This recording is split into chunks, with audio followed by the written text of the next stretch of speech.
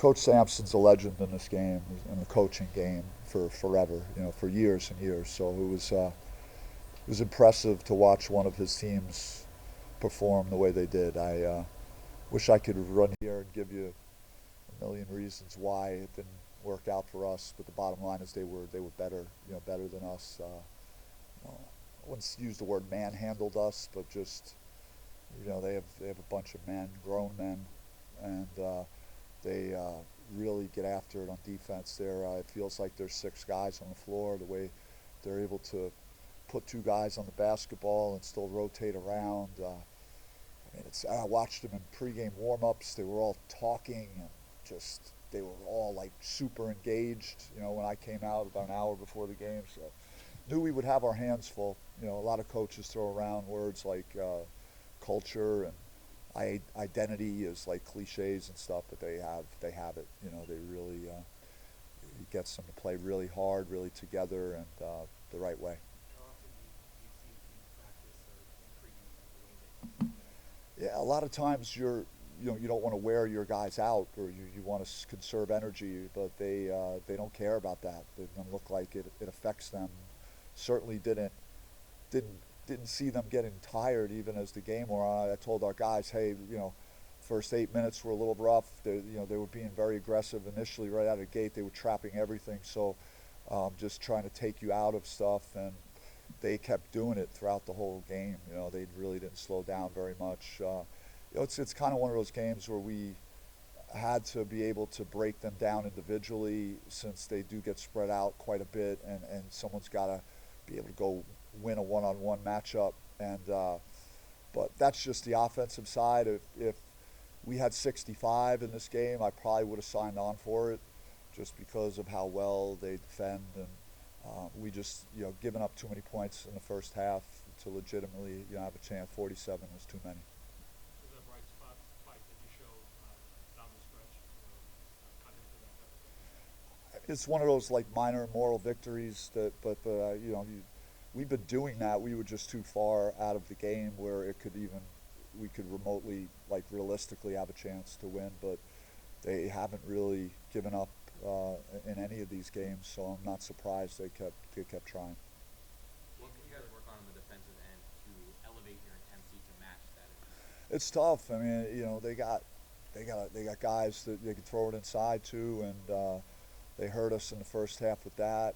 Cryer's really tough matchup. We lost him, and then we lost Sharp some in the second half, and they have shooting, and they have fierce, interior players that could really get stuff done, and so they present a lot of issues for you. Even late clock, Uzan hits big shot. These guys hit shots late clock on you, so they're a well-built team. As good a team as I've seen, maybe since Florida. So they're very impressive. Yeah. In a game like this where the one-on-one plays and exactly working, how do you kind of get your guys to come together more collectively? I think we had some good possessions where I think Mason had a layup in the first half where the ball was sprayed around, and we drove closeouts and just wore them down to where they couldn't rotate anymore, because they don't stop rotating. And but we were able to, and that's like one example of what you have to try and do against a team like that. And they trap the post some, they don't trap it sometimes, and you got to be ready for a little bit of everything, when you're dealing with a team like Houston. You haven't questioned the effort, energy in any of these losses recently. How much do you worry about losing that if you don't get a result?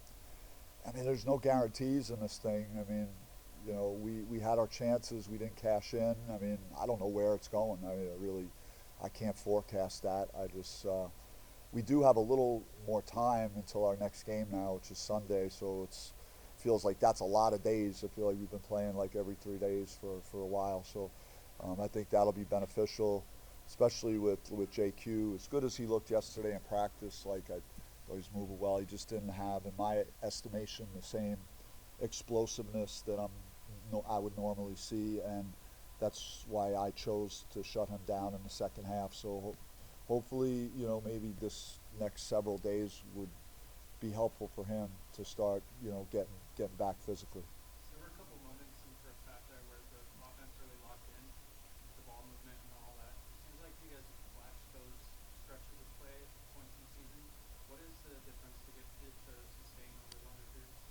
Not sure. I mean, we had a couple of open shot. Team like Houston, you got to make open shots. Although we had a few in the first half, we didn't make from distance. And um, otherwise, I don't have a lot of answers. I mean, they're one of the best defensive teams in the league in the country. They're holding teams to like 38% on the season, and we shot 43. So, and we didn't. I think the turnovers were about equal.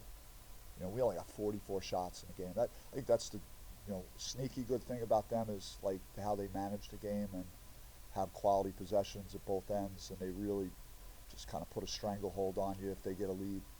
Did you feel in the second half that they were, I know they had a lead, but just trying to chew up more clock? It seemed like you said you didn't get looks, just not enough shots going up. Yeah, I mean they once they have that advantage, they particularly on the road, I would imagine they're not rushing through any possessions. They're really taking their time, and they're working on matchups that they like with whoever they're trying to go after with whether it was Sharp or Cryer or Roberts. They just have multiple weapons, and Uzan is not a type of guy that's they're asking to get 30 or something, but as far as like just really controlling the game, he does a very good job at the point guard spot for them. It's hard to speed him up. I mean, he didn't have a great shooting night tonight. I know he hit a three at the end of the clock one time, but he had five assists, one turnover. He's just, it's hard to turn him over or speed him up. So like when you get down against them, things get more difficult. He's kind of been this way since the Arizona game, and he's been just trying to offensively put us on his back some when we need it, and he's had a really good like 4 or 5 game stretch. I mean, he's been good all year, but like he's kind of bumped his level up just a little bit more. I mean, I usually would take a lot more time and just maybe dive into some of the reasons that we didn't win. Sometimes it's very simple. It's like, hey, they outplayed us. They were better than us tonight, and there was not a lot that we could do in this game tonight to have a legitimate chance of beating this team. And that's just the reality of that's what I felt. So I didn't think it needed a lot of commentary after the game. Thank you.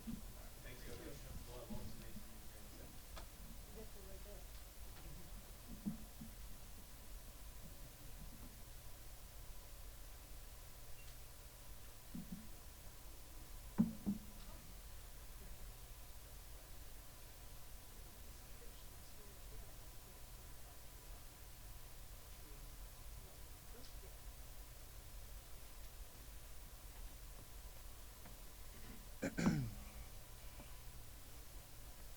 Question.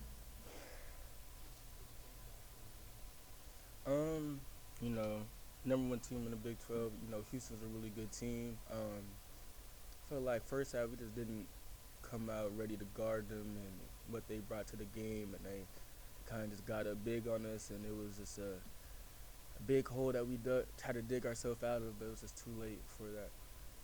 What did they do much better than everybody else? What do you see how much better they are than? I think they just like connected. They know where their guys gonna be. They all got good chemistry, so they all feed off each other and they just get a lot of rebounds. It's hard to beat a team that dominates the glass like they do. So they did that well.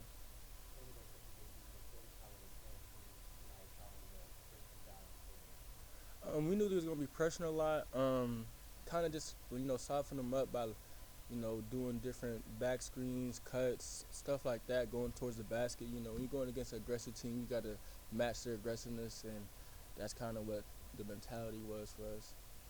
Coach talked about your efficiency over the last couple games. Have you felt the pressure to kind of put the team on your back these last few games? I don't feel no pressure at all about anything in basketball. It's been like you had the game participate at least in bodies giving you a lot of credit for how you played throughout the season. Does that come during that stretch?